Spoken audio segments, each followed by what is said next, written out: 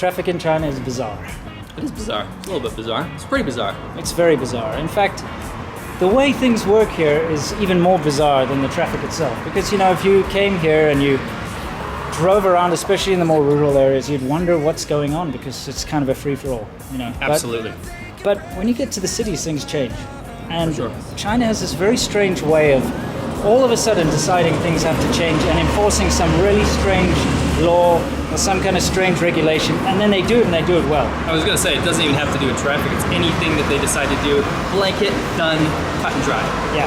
So we're going to be talking a lot about this, and specifically the fact that China says it wants to ban all fossil fuel burning cars by 2020. In response to France that said they do it by 2040. Can outdo China. We'll see.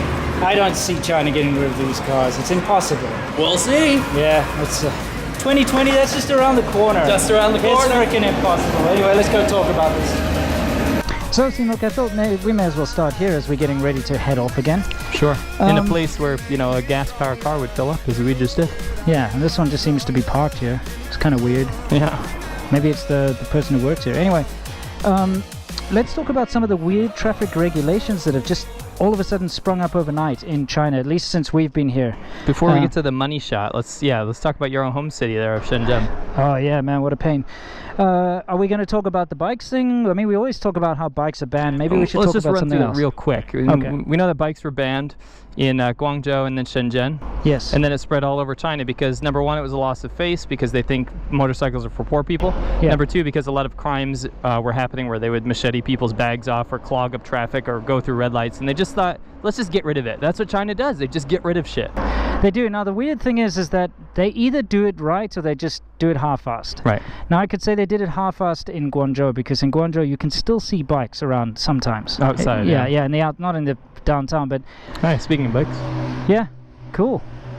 Nice. 150 CFs. Yeah, 150cc. Anyway, they... Even like was it? No, actually Shenzhen banned bikes first. It was Guangzhou second, I believe. Okay, gotcha. So maybe I'm getting this wrong. But anyway, in Shenzhen, overnight they banned bikes and they actually took them all off the street. They literally set up roadblocks. Every single motorcycle that they saw, every single one, was taken, impounded, and destroyed. Right. It's not like they just took them away and you can come fetch it. They took them away and ran them over with bulldozers. Take a look at these bike graveyards. They're pretty heartbreaking for us. Yeah, they are. So anyway, motorcycles were effectively banned, and you cannot ride a motorcycle in Shenzhen. And if you try, in most cities in China now. Yeah, even in Huizhou, where our bikes are legally registered there, but they've decided, well, screw you, they're legal, but you're still not allowed to ride here. By next year, I mean, it's always been in a gray area in Huizhou, but by next year, guaranteed, it'll be the same as Shenzhen. Yeah. Okay, but now let's talk about the more weird kind of traffic things, like, for instance, number plate lotteries. Okay. Now, this is something that's not just Shenzhen, it's Beijing, Shanghai, any of the big cities. Maybe you can explain the number plate lottery. So basically, if you live in one of these big cities like Shanghai, Beijing, or Shenzhen, you don't pay the same amount for a license plate as someone else does, right? So in America, you might be used to when you register your car, you pay your 50 bucks or whatever it is, currently 20 bucks or whatever to get your license plates. Yeah. The only thing it's going to cost you more is if you get a vanity plate, but they're, you know, maybe 50 bucks more, right? Yeah. Doesn't matter if you live in New York City, because New York City doesn't have a special plate. It's just a New York state plate, right? Right. Doesn't matter where you live. You pay the same amount for license plates depending on your state. But in China, it's completely different. Depending on your city and how many people live in it, the cost of the plate goes up. So a city like Huizhou, where I live, a plate costs 2,500 RMB, so about $400, right? Yeah. If you go to Shenzhen, a plate currently costs what? About 200,000. 200,000 RMB, so we're talking... you know, the thing is, it's a little bit of a grey thing, because now we've got to talk about the fact that it's a lottery and it's also a bidding war. Yeah, I was getting that. Yeah. But, so, you know, the basic price. Yeah, the basic price, I'm going to say, and I could be wrong, but I'm going to say it starts at about 80,000 RMB. Okay, so about 12,000 US dollars. Yeah, and it goes up from there big time. Shanghai is well over 100,000 now. So basically, they try to limit how many people are getting plates based on price, but they also have a lottery. So you actually have to enter your name and your SerpentZA, your ID number. Yeah. And if you're lucky, you'll get drawn for the ability to pay for a license plate for your car. So a lot of people are just waiting waiting until the day that they can own a car. So a lot of people end up buying kind of shitty, cheaper cars like Toyotas and stuff, and buying a really expensive plate because the car is actually cheaper than the license plate. So that's what they do to limit the amount of cars on the road. It's insane, you know, that the demand for license plates is so big in Shenzhen, and of course they can't fulfill it. That people come up to your city, Huizhou, they buy cars there. I've actually seen advertisements for that. And then they register them in Huizhou, then they just drive them back to Shenzhen. But they've put a stop to that now, because now they've got cameras everywhere, and you're not allowed to drive a car that has an outside license plate, like outside of Shenzhen license plate, in Shenzhen during rush hours. Right. If you do, you get a massive fine and points off your license. And it's not police pulling you over, it's the cameras everywhere. Yeah, it's cameras. They'll never stop you, but the cameras will get you, and you'll get massive points of your license, and you'll get fines. Right. It's absolutely ridiculous. And you know what's worse is, of course, in this kind of situation, you would get scalpers, you know, people who buy a license plate and then sell it for hire. But they put laws in place that once a car has a license plate, that license cannot be transferred to any other car. Right. Because that kind of thing was happening in other cities like Shanghai, where people were like just raising the prices up. And this annoys me because I've got a Shenzhen plate, right? Right. But my car is a piece of crap. Everybody knows I drive this awful Chinese car. It's like literally, you say awful, it's like awful, you know. It's just the leftover. It's just trash, and it's worth. It was $7,000 US new, right? Right. Now it's probably worth about like $1,000 or something, if I were to try sell it. But the license plate is worth a couple of $100,000, you know. Right. But I can't sell it. Right. You know, I have to sell the car with the plate. Right. It's so frustrating. So anyway, so you got the license plate lottery thing, and the reason for this obviously is because there are just too many people buying cars. Right. And the cities can't handle the influx of cars. But they've got some ways to try and cool this off, except, you know, other than banning cars from outside of the city. Yeah. What else do they do? They actually have the system in Beijing. I think it's in other cities sometimes, but I think it's all the time in Beijing. Yeah. Where within the first ring road, you'll actually have a number plate that classifies what days you can drive on. So yeah, I think it's Jing A and Jing B. I think it's actually odd and even numbers. Odd and even numbers, okay. Yeah. Either way, your license plate dictates whether you can drive on Monday, Wednesday, Friday, or Tuesday, Thursday, Saturday, right? Yes. And basically, if you don't have a plate that allows you to drive on both days, which you can't get, if you have a plate that says you can only drive on Monday, Wednesday, Friday, then those are the only days you can drive on. The other days you have to take the metro or whatever. Rich people obviously get cars that have both. I mean, they'll have two cars. Yeah.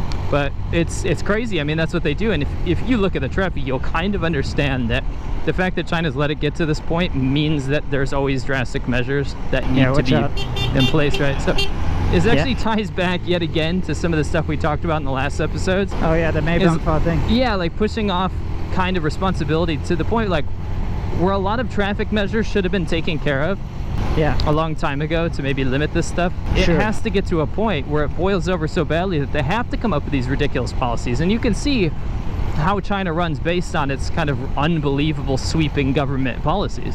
Correct. It's pretty funny. It is. It's absolutely insane. You know, they've got all these things to try and cool down the use of cars in the cities, and it's actually quite silly because when you're living in a city like Shenzhen, you don't actually need a car, or Shanghai or Beijing. The public transport is so good. Right. And so another thing is parking is incredibly... We never drive around in our cars in Shenzhen. No, we don't. The thing is, like, parking is incredibly expensive. Right. And in fact, parking is scarce because when they built all the buildings, they weren't expecting such a high volume of cars. Exactly. So you know, you'll have, like, my building will have thousands of apartments and only a few hundred parking spaces. Every week I have to go there and find one. Yeah, I people parked everywhere. Me too. It's really difficult to find a parking space. Sometimes it's absolutely chock full. People park you in, they park in strange ways because there's not enough space. So, you know, cars are a problem. So now they have to try and get rid of it by making it too expensive, or, you know, banning them on certain days, banning certain roads. They ban certain cars as well. Yeah. Like you see these little mianbaochas, these shit ones. These you little see the stripe on it? Yeah, you can't drive on certain roads if you have those cheap cars like that. They do And also, legally, you have to put those stripes on it. yeah, And yeah. that means you're not allowed to drive in the core of Shenzhen or these cities. Yeah, they've got signs up that say if you're driving one of these cars that is lower than like a 1500, 1.5 liter, you're not allowed on this road, etc. Right. So they try all sorts of drastic measures to keep the people out, but it's so weird because they ban motorcycles and they force people over to cars. Then they get pissed off because there are too many cars, and they try to force everybody out of the cars back onto the public transport. Right, they actually banned like e-bikes and those things like that, and now they're trying to bring them back, but regulate it. It's like just a clusterfuck, to be honest. Yeah, the whole shared bike thing took off, which everyone thought would be a great Now they're way. banning it. Now they're banning it because now there's just too many people using too many shared bikes. It's really just kind of ridiculous what goes on with traffic here. Yeah. Yeah. No, but that brings us to the last point, and this is what we're talking about. Yeah. China has now said that they're going to ban the sale of fossil fuel cars, not the use, the sale of fossil fuel cars by 2020 in response to France, who said they do it by 2040. But the reason they're doing this is actually not to cope with traffic. What they're doing is spearheading the fact that they were huge early adopters of electrical technology, which they've already been using legally here. Yeah. Now, a lot of electric cars in the West have to go through very, very stringent safety regulations. So you only see companies like Tesla and the Chevy Bolt and things like that on the road. Yeah. Whereas in China, there's shit tons of different kind of electric cars. BYDs, you get cheap ones, you get expensive and the fact ones. that BYD is so deep in the government's pockets means that they're allowed to kind of make this transformation. So what happened was the government says screw you to all these other companies, basically, and they said BYD and this other company, I can't remember what it's called, BIAC or some shit, but anyway, they're going to be the ones that carry this movement forward. So that's a little bit of government protectionism there. Oh man, I can imagine how it went down. They're just sitting around drinking some baijiu or some we've tea. been at these meetings, we know, and they're like, listen, why don't you just ban all other cars so that only we can sell them and then we can all make lots of money, ha ha ha. And they're like, yeah, and then we'll make it so that we can still drive our BMWs and Mercedes because we're government, we're allowed to drive the luxury cars, ha ha. You're probably not very far off. Anyway, it's kind of funny. And I must say though, Shenzhen especially has made some big strides when it comes to electric vehicles. If you look, all the buses are either fully electric or hybrid. A lot of Chinese cities.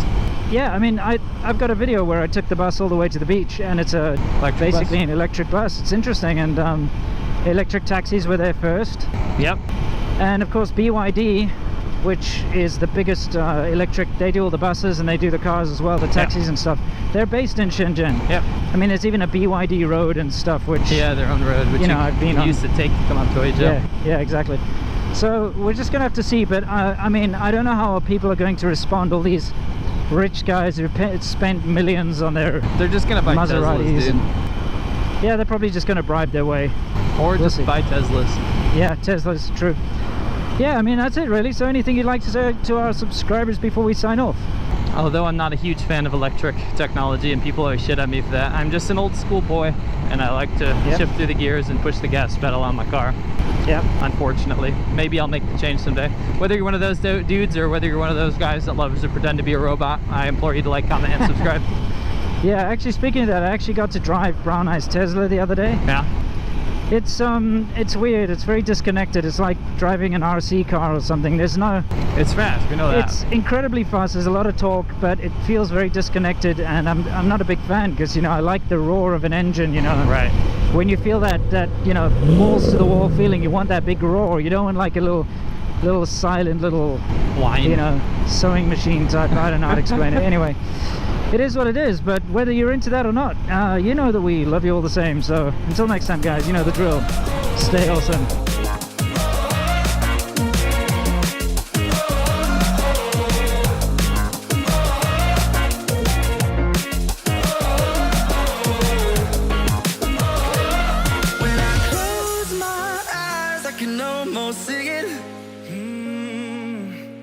When I take a breath, you fill up my lungs. And if my mind